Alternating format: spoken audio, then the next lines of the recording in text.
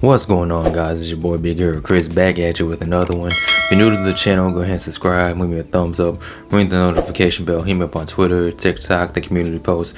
You already know the vibes, man, and I'm back at you, you sickos, you gooners, you cowards, with your AEW Dynamite review. It's Wednesday, so you already know what that means. And this week's episode of Dynamite, pretty solid show, man. It was doing a whole lot of setting up for Full Gear. Even mentioned that the Continental Classic starts in, I think they said 2 weeks, on Thanksgiving Eve, so there's that. I enjoyed it the first time around, so I can't wait to see what happens this go around. But like I said, man, this episode of Dynamite was really doing a whole bunch of more setup for Full Gear. And I gotta say, as far as the build for Full Gear goes, AEW's been doing a really good job, building up on the matches, establishing new matches, setting up matches, so on and so forth. So this week's episode of Dynamite starts off with a tag team match between the Bang Bang Gang, put your guns up for the Bang Bang Gang, taking on the team of Hangman, Adam Page, and Christian Cage, the Father of the Year. And his parenting skills are so good. Not all that good, because Hook ended up kidnapping, I think it was Nick Wayne. It was either Nick Wayne or Kip Sabian. I think it was Nick Wayne.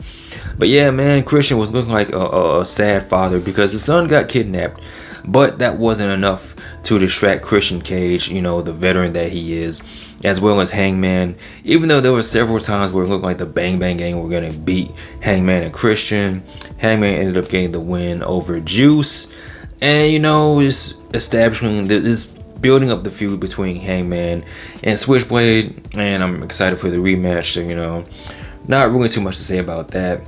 But another match we're building up is the TBS Championship match between Mercedes and Chris Statlander. You see Mercedes pulling up to the building. She's walking towards her locker room. Camille's there. She's useless, and they're doing this thing where they're kind of establishing the breakup between Mercedes and a Camille, which I'm not against, because I like the fact that Mercedes does have a bodyguard or a heavy or whatever, but Camille isn't all that good. So the sooner the breakup happens, the better. But we had a backstage brawl between Chris Statlander and Mercedes, and they were brawling all over the place. Chris ended up throwing Mercedes through a wall, and then just immediately cut to a commercial. I think I'm like, yo, what the they could have stayed with that a little bit longer, but the brawl itself was fine. So after this, we have an in-ring segment between Will By God Ospreay and Kyle Fletcher, and this is their first time really talking to each other since Kyle Fletcher turned his Australian back on Will Ospreay. Will Ospreay wants answers because, he loved Kyle like a brother. He introduced him to his family. Him and Kyle would go to pick up Will's son from school. He knows Will's wife and, the whole 9 yards. Will gave him a place to stay while he was working out of a factory and blah, blah, blah, blah, blah. And Kyle Fletcher's like, yo, I don't care about none of that. I'm trying not to be a Will Ospreay wannabe. You're selfish, typical heel babyface stuff. And what ends up happening is we are getting the match between Will Ospreay and Kyle Fletcher at Full Gear. Should be a fire match. And then Will Ospreay's like, look, man, I was a part of the Don Callis family. I'm no dummy. I know what's about to happen. You're about to bring your goons out. I'm going to bring my guys out so we can just fight. So Don Callis family comes out. Will Ospreay brings out Powerhouse Hobbs and Mark Davis. And everyone fights. They all punch for a little bit.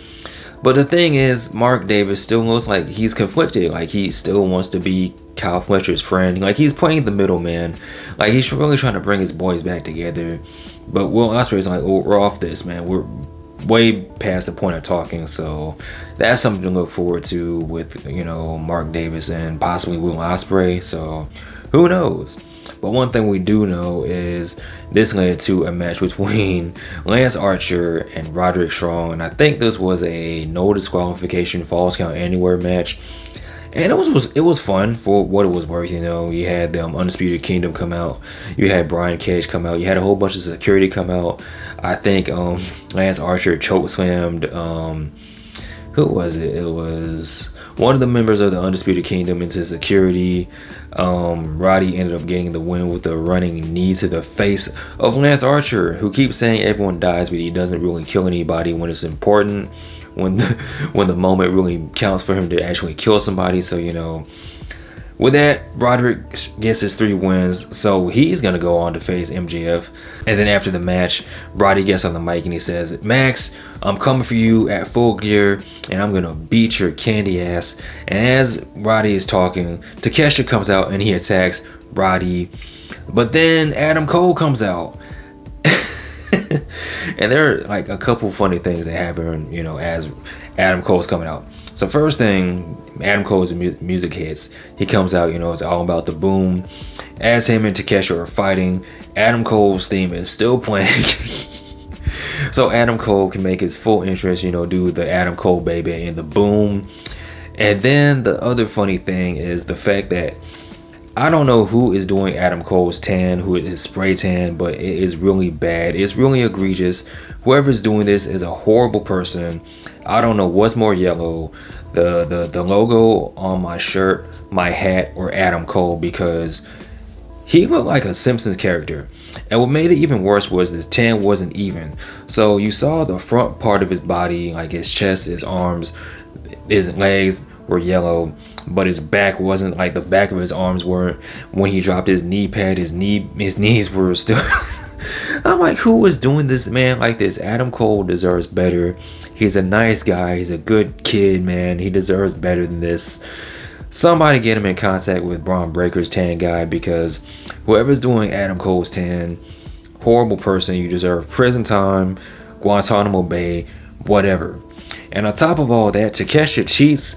He ends up hitting Adam Cole in the face with a Dynamite diamond ring, and he wins. So with that, Adam Cole doesn't win his 3 matches. So at Full Gear, it's going to be MJF taking on Roderick Strong. And at this point in time, you don't really know what happens with Adam Cole. After the match, you have Takeshita attacking Adam Cole. Roddy comes out to make the save. And then you have Kyle O'Reilly come out and save both Adam Cole and Roderick Strong. And you have the Undisputed Era in the ring for the first time in a long time.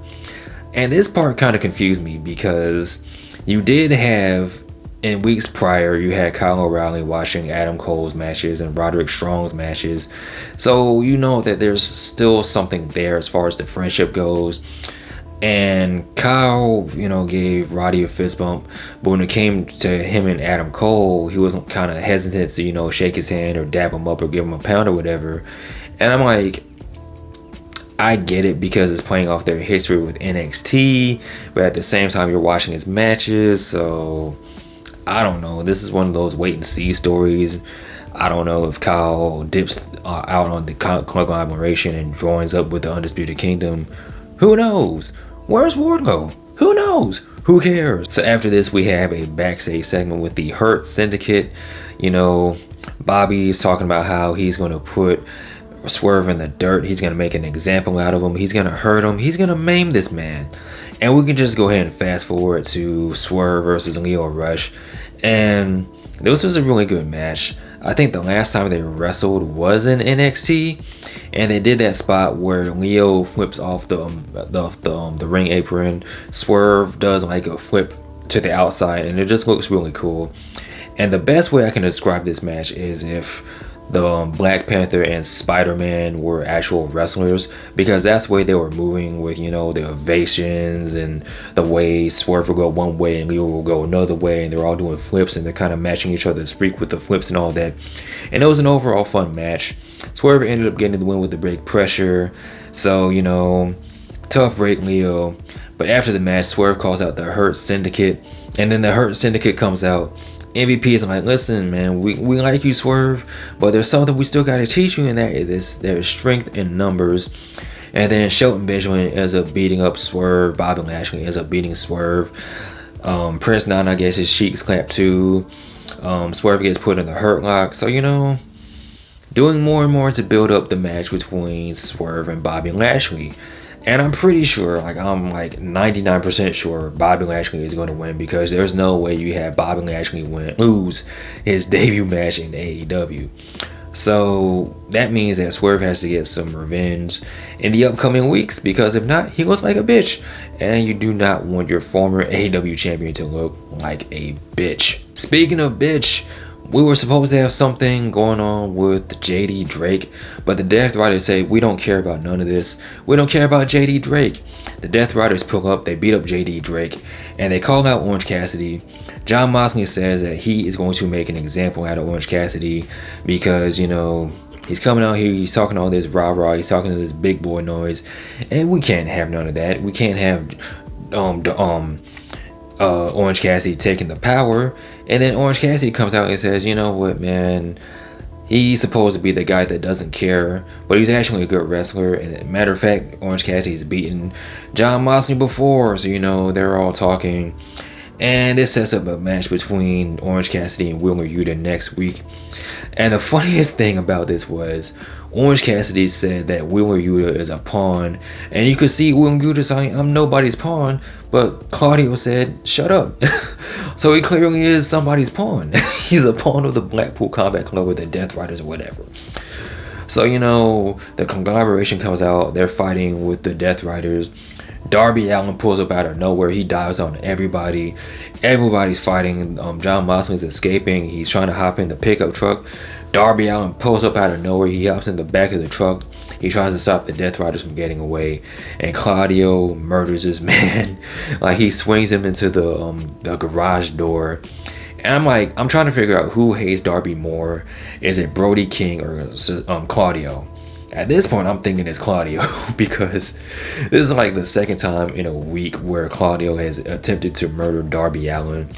And next week, Darby and Claudio are going to have a match. And I'm pretty sure he's going to try to murder him once again. So there's that. Speaking of again, you have the learning tree. And at this point, I kind of tuned out. I didn't care. They were waving and, doing spirit fingers. So I don't know. I heard Ishii's name mentioned. So whoop-de-doo, I don't care about the learning tree. Speaking of things I don't care about, we had a match between Britt Baker and Penelope Ford. Again, I didn't pay attention. Britt Baker ended up getting the win. And then for some reason, Serena Deeb came out after the match. So, yeah. And at this point, I was kind of starting to tune out. But then something spectacular happened. Something magical happened. Mina Shirakawa blessed our TV screens, and I was locked in. I was focused. And she's talking to Renee Paquette. And as they're talking, Harley Cameron shows up. And Harley Cameron is starting to grow on me more and more as a character because she's just crazy. And she's talking about the wrath of Harley Cameron. And she calls Mina the Harley Cameron of Japan, which makes no sense at all. And this Saturday on Collision, Harley Cameron and Mina are going to have a match, and I will watch, I will pay attention, I will lock in, I will focus. It will have my undivided attention. Yeah, AEW is for the Gooners. And then we have another backstage segment with Jamie Hayter. She's talking about, she's trying to right a lot of wrongs. And it looks like, and it sounds like she's alluding to, getting back the AEW Women's Championship. But before she could really finish what she was saying, we see a pre-tape segment with Julia Hart. And she's making a return real soon. And they had something, I think this happened on Collision as well, where Julia Hart is, it's like a dual thing between her being the cheerleader and her being the House of Black's Julia Hart.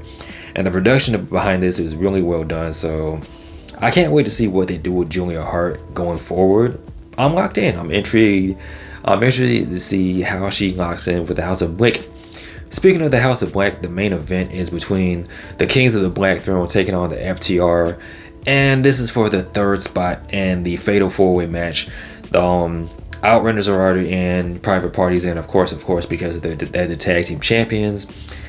And I was a little nervous because I'm like, dang, I wouldn't be surprised if FTR won, but I don't want that because Malachi Black took a loss last week to Adam Cole.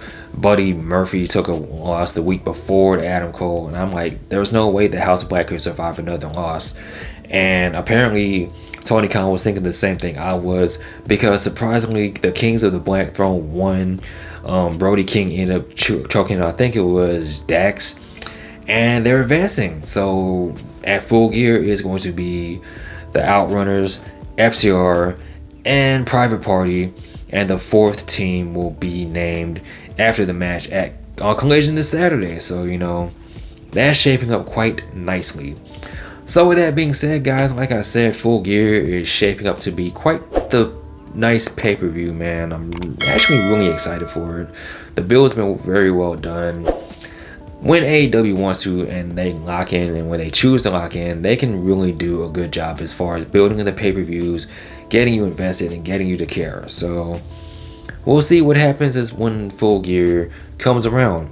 But with that being said, guys, what did you think of this week's episode of Dynamite? Let me know in the comment section below. Of course, as always, like, comment, subscribe. You guys take care. Peace. I'm out. Peace.